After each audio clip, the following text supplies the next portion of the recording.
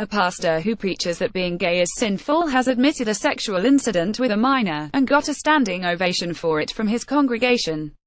Pastor Andy Savage has attacked homosexuality and advocated for the use of conversion therapy to attempt to change the sexual orientation of minors. Jules Woodson on Friday wrote a lengthy blog post accusing High Point Church preacher Savage of making sexual advances towards her in the 1990s.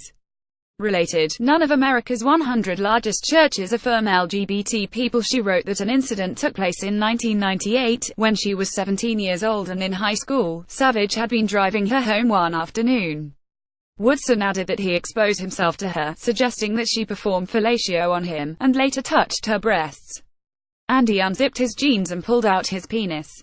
He asked me to suck it, she wrote in a blog post. I was scared and embarrassed, but I did it. I remember feeling that this must mean that Andy loved me. He then asked me to unbutton my shirt. I did. He started touching me over my bra and then lifted my bra up and began touching my breasts. She wrote that the incident took place when Savage was a college student and was working at a Baptist church in Houston. Going on, she said Savage told her not to discuss the incident with anyone. She wrote, I couldn't concentrate at school. I couldn't think about anything else. The fear, shame, anger and hurt consumed me. After she approached church leaders, Woodson said she was told to stay silent and that it would be internally investigated. I had to report this. Little did I know, the very people I was about to entrust to protect me and help me would not only victimize me all over again but would also engage in a cover-up to protect my abuser and the image of the church, Woodson added.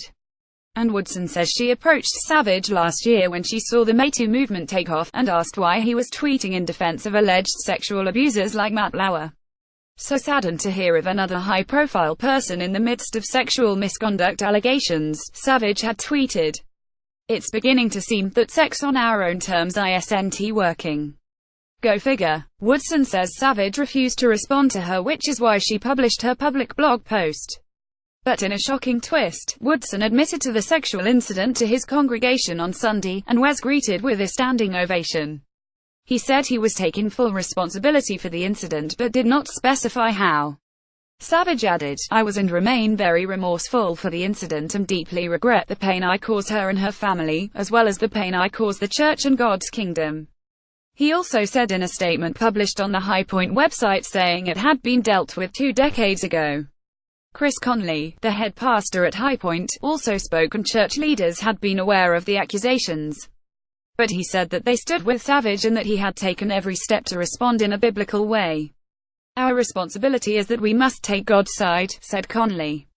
Now what is God's side? Does God want us to criticize people? Does he want us to criticize Andy and discount what confession, forgiveness, and repentance is all about, and about the fruit that is in keeping with that? Woodson responded to the standing ovation saying it was disgusting, reports the New York Times. Savage has released a Sex Nation series of videos in which he attacks gay people. He also hits out at porn, divorce and sexual atheism. Savage has also given his support to the widely condemned practice of conversion therapy.